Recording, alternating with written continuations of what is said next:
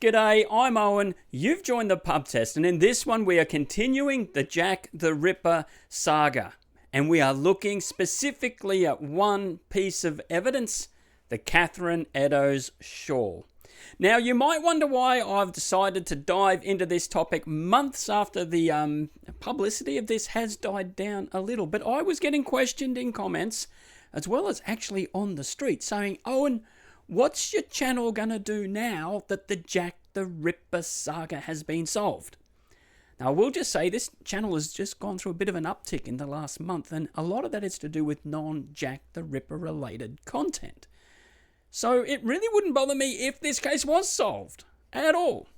But I like to make the videos that I like to watch, like I write the books that I like to read.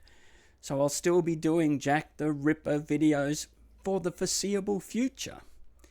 But the question is, has Catherine Eddowes Shawl and the subsequent DNA testing solved the Jack the Ripper saga? Well, let's put it to the pub test.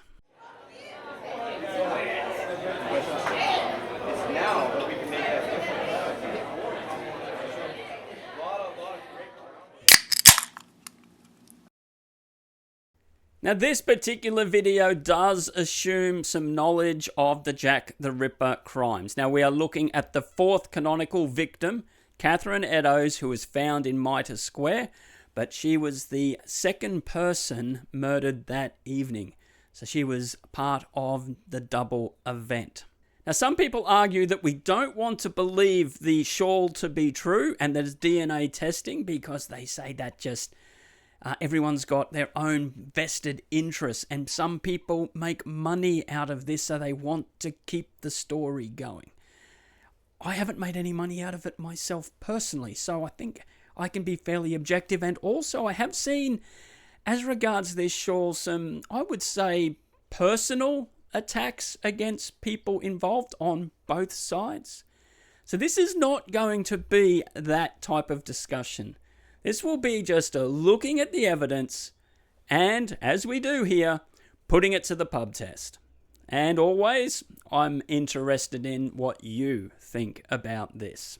Now, some people make a big deal saying it wasn't even a shawl. So this garment or item of fabric was found, and they say it was more like a table runner. I really don't think that's important at all. Like, if I put socks on my hands to keep them warm, I'd call them gloves. Anyone finding them and say they're socks, but it's what I use them for. So whatever it exactly was, it really isn't all that important. If you grabbed the table runner and threw it around yourself to keep yourself warm, well, then it's a shawl. Yet when we look at the pictures of this particular piece of evidence, it is obvious that this was no just bit of material. It was very well made, and it suggested, even for back in the day, it was quite expensive. Now, testing was done on the material to date it, and it said it was probably early 1900s, but very well could have been a little bit older than that. So it would put it in the 1888 time frame quite easily. But would Catherine Eddowes have had possession of it on that evening? Because that very day, Catherine Eddowes and her partner had basically sold most of their valuable possessions. She sold her partner's boots for money. They stayed in two different places that evening because they couldn't afford to get a double lodging for themselves. And in fact, Catherine Eddowes, well, she drank away a fair bit of her money. And she ended up in the prison for the night because of being drunk and disorderly. Then she's let out when she apparently has sobered up, only to meet that terrible fate that she did. Did she have possession of this particular garment? Well, it suggested no, she didn't. And I believe, and correct me if I'm wrong here, but as I understand, most people accept the fact that it was not Catherine Eddowes who actually owned this particular garment, but it was placed on her later. So who left this garment on her? Well, the DNA testing, it says it points to one particular person, Aaron Kosminski, as being Jack the Ripper. Now, would he have left this shawl on Catherine Eddowes? Because it said that maybe he laid it out to give her a bit of modesty after doing that attack. That does not pass the pub test for me for quite a few reasons. Firstly, he did not do that for any of the other victims. He certainly showed no decency at all. And this attack on Catherine Eddowes was up to that point the worst crime committed by Jack the Ripper. The mutilations that he carried out were horrendous, only to be ramped up again at the Mary Kelly crime scene in Miller's Court. So why on earth, after doing that, would he take the time to put a shawl over the top of this dead body? Also, similar to Catherine Eddowes, Kosminski had not been working for months, actually years. So where would he get the money to get this quite expensive bit of fabric? It's very, very unlikely that it was him who left it there. So then the question is, was it a bystander who came across the body and decided to basically provide modesty there?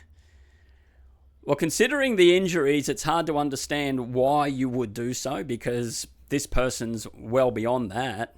But the first person on the scene was P.C. Watkins. Now, in that moment, he's found the body with his little gaslight. He's run over to the warehouse inside Mitre Square, got the night watchman for that warehouse and said, buddy, you go off and get more police, which seems strange, and I did cover that in a previous video, but it's not as strange when you find out that bloke used to be a policeman himself. And so P.C. Watkins stayed with the body the entire time. So nobody had an opportunity to put something on top of that dead body without the police knowing it. And I can guarantee it was not P.C. Watkins who did so. And why there's controversy over this piece of evidence as well is because when they listed what Catherine Eddowes had in her possession, this shawl was not part of it. They listed lots of things, including one red glove, a bit of needle and thread. You see, these people who were unfortunate, and I'm not just meaning unfortunates in the sense of the women who used to sell themselves for company. A lot of the people in the East End of London would be unfortunate. Their lives were difficult and hard, and they would carry all their worldly possessions on them. And so the list of what they found on Catherine Eddowes is extensive. But there was no shawl mentioned. And so the question is, was there even a shawl at the scene? Well, many people would say no. Yet, I still can't rule it out myself, because the records that we have are a little bit missing. There's gaps in the information that we have. In fact, even a lot of the court proceedings that we look up are actually newspaper transcripts, because many of the court records are gone. Certainly a lot of police records are totally gone. So it's not without the realm of possibility, or beyond the realm of possibility, that the shawl was just missed or was listed and wasn't recorded later. Yet, the shawl did not make it into evidence. And we know that because the man who said that he got the shawl was Amos Simpson. Now, he was a policeman and had been a policeman for 20 years. So he started in the police force in 1868. Now, he says he was the first on the scene to discover Catherine Eddowes' body, and then he souvenired the shawl. Well, you're going to be saying, well, hang on, Owen, didn't you say it was P.C. Watkins that found the body? Well, yeah, that is the general accepted fact, that P.C. Watkins walked into Mitre Square, which was on his beat, and found Catherine Eddowes. In fact, that's indisputable. So where does Amos Simpson come into this? Well, he wasn't even a policeman in that area at all. But it's said that, and the reports are that he was drafted in for a special assignment. That could have been the Jack the Ripper saga itself, because they were bringing police in from everywhere to catch this person. So it is possible that he was there for that, because they had policemen dressed up as women, they had police on every corner doing more patrols, and then you also had to manage the vigilance committees too. So policemen were needed. But there's no record of him being drafted in for that purpose. But mind you, there's no records really of anyone being drafted in for that purpose. Because as I said, those records have been lost. But another suggestion was that he was on special commission looking into the Fenian group, the Irish Brotherhood, because there was a terrorist threat happening. Also no record of that, but once again, I don't think that's important. But he says he was there and souvenired, we would say stole, this shawl. Now, does that pass the pub test? Well, just consider, as a policeman, if you are taking, and this would have been critical evidence because of what was found on that shawl. Some blood and some other matter. So you would think the police would have been very interested in that. Admittedly, no DNA, but still, they listed everything she carried, so they would have wanted that shawl for absolutely. So if you were to sneak that away, even if someone handed it to you and said, hey, why don't you keep this? You'd be like, no, buddy.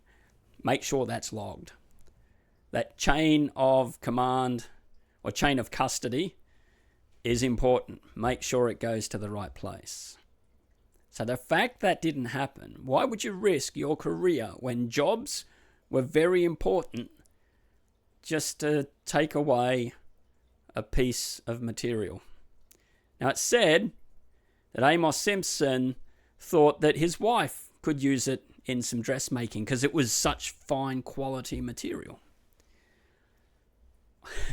I would like to see that conversation as Amos Simpson is walking home. He's thinking to himself, well, I'm going to please the old trouble and strife today. That's Australian rhyming slang for wife. So the wife is going to be so thrilled with this. So he walks in the door and says, honey, have I got a surprise for you. Have a look at this. Look how fancy this is. What do you think you could do with it? Oh, what do you mean, what's that up there? I think that's a blood stain. Yeah, no, it's just a bit of blood stain. That'll be fine. Oh, this over here? Yeah, well, it's most likely a semen stain, but I think it's dry, so it should be all right. I mean, could you imagine the reaction that Amos Simpson's wife had? Well, it's said that she reacted as you would expect. She said, get that filthy thing out of my house. I never want to see it again. And if you insist on hanging on to it, well, you can follow it out the door as well. But Amos Simpson does not get rid of it.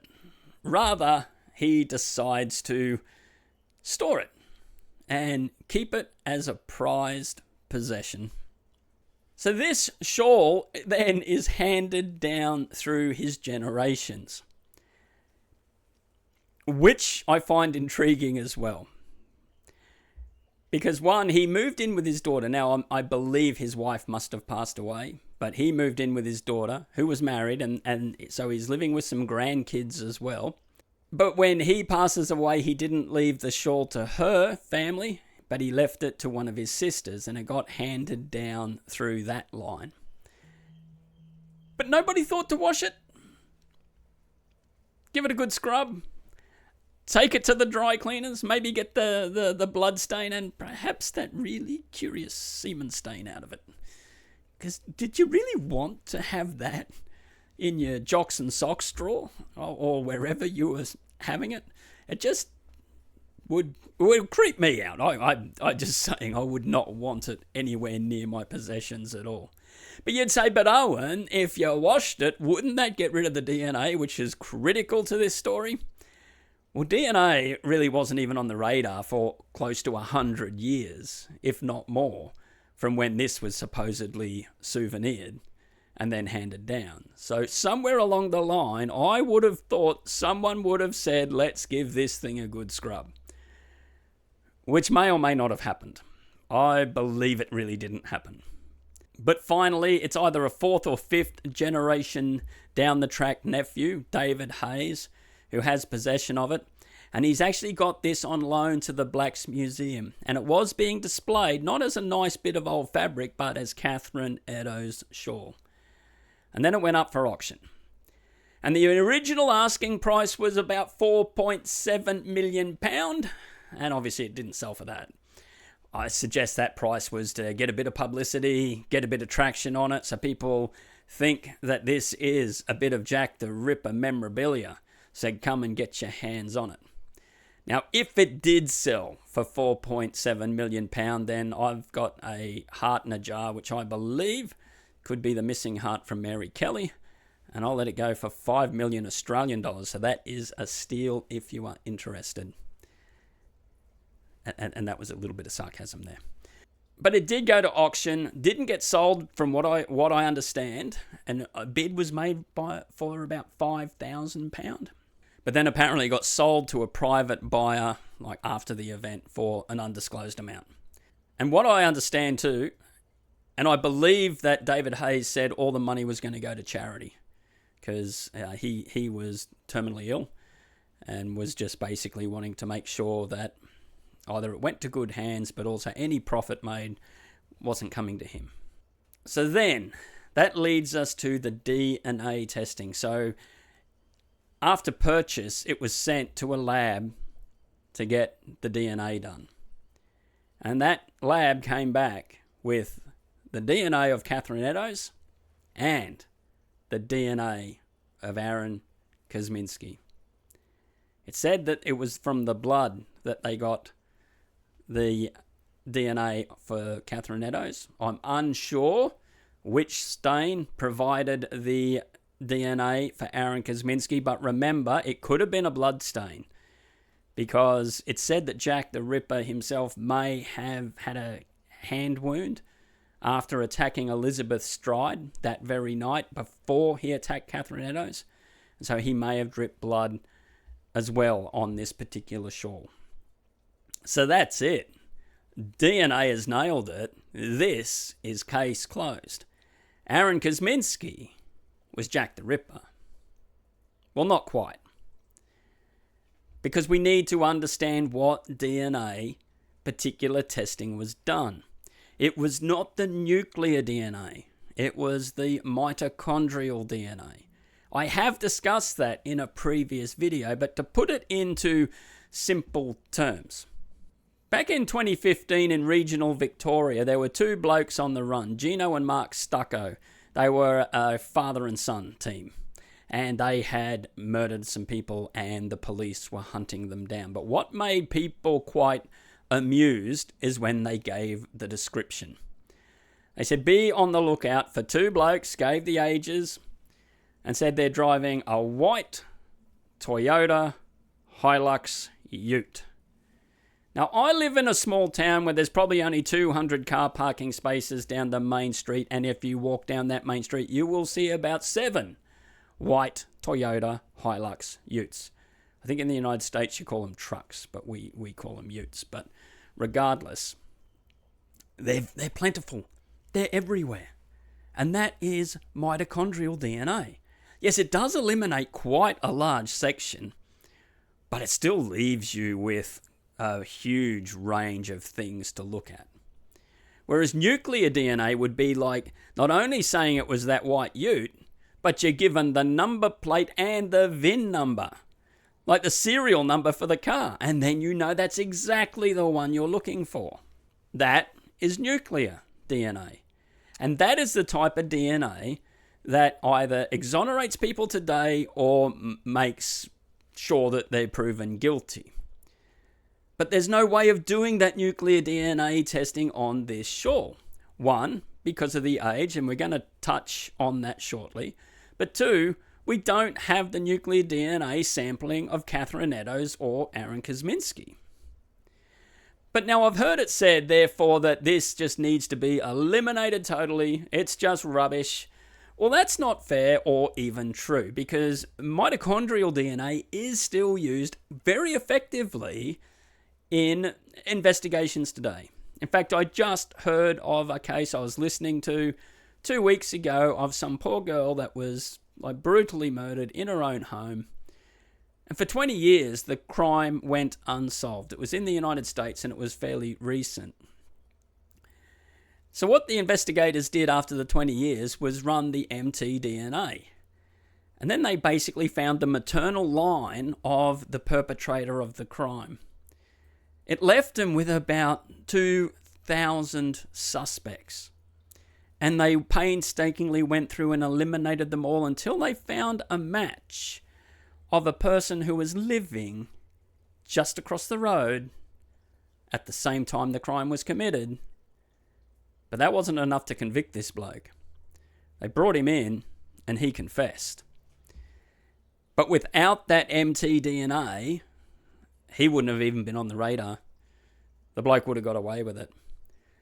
So this DNA testing is actually quite valuable. And so if it has honed in the particular line we need to look at for who perpetrated this crime, well, then it is actually very valuable information. But then we have to then ask about the provenance of the shawl. How many people touched it? Well, I could imagine quite a lot. In fact, even when it went up for auction, it said it was out in the open and people were able to literally put their hands on it, which would contaminate the DNA. But also the chain of custody that needs to be followed is critical. Even how a garment is stored is vital for preserving the DNA. And so it's got to be the right humidity, right temperature. Obviously not touching anything else.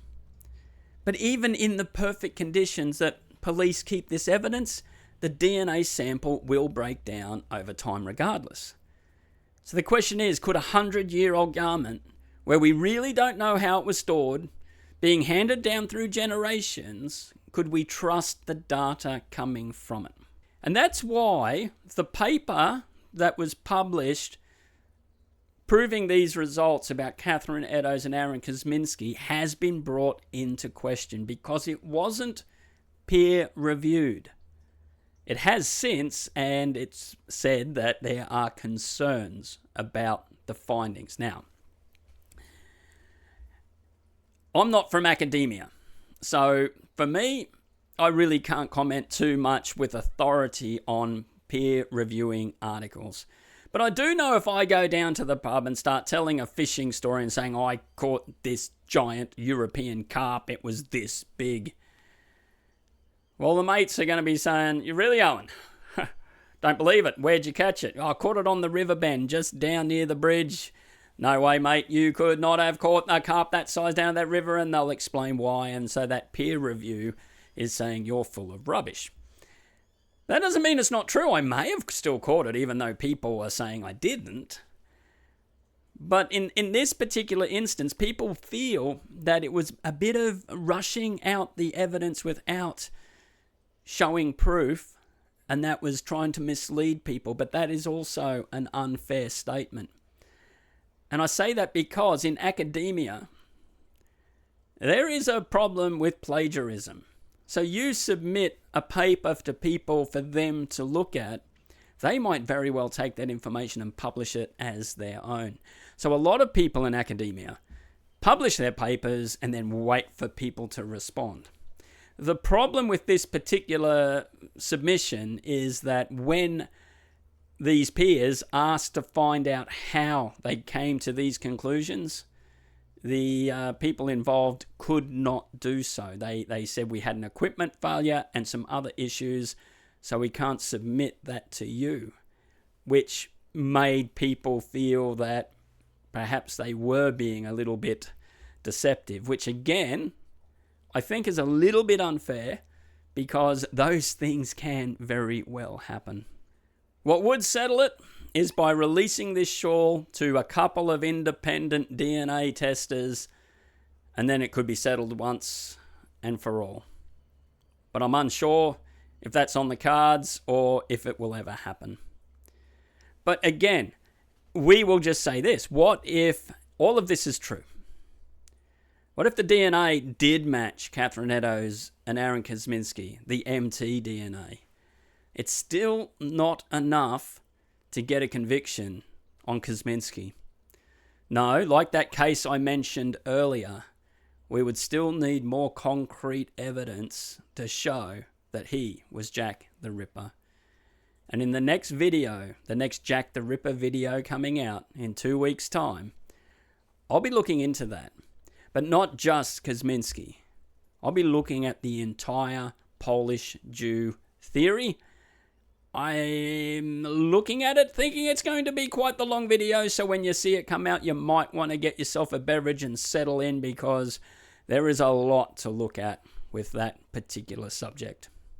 But does the Catherine Eddowes Shawl solve the Jack the Ripper saga? Does it pass the pub test? I'm actually going to say no. Not because of the questions of the DNA evidence. I really question Amos Simpson himself. The whole story that he was first on the scene, that he's got this dirty cloth that he's holding up to show the grandkids while he's telling that story. And that story got passed down through generation after generation. He probably just enjoyed freaking out the grandkids with these fanciful stories because he was on the police force when Jack the Ripper was in operation. And I just don't think that shawl, therefore, was ever in Mitre Square. But let me know what you think. Do you think this shawl is an important part of evidence in the Jack the Ripper saga? Let me know. And as I said, this channel's starting to just go on a little bit of an uptick just recently, so there's quite a few new viewers. Welcome. In comments, we do like to keep things respectful. We play the ball, not the person. So we can have our differences of opinion, and that's fine. Because that's what we should do, have some robust, good conversations, because by doing that, well, we might actually get to the truth of the matter. But as always, thank you so much for watching. It genuinely is appreciated. If you don't want to miss some of these other Jack the Ripper videos coming out soon, then make sure you hit that subscribe. Give us a like as well. Thank you to all of you who are sharing this content. I'm Owen. You've been watching The Pub Test, and we will see you on the next one.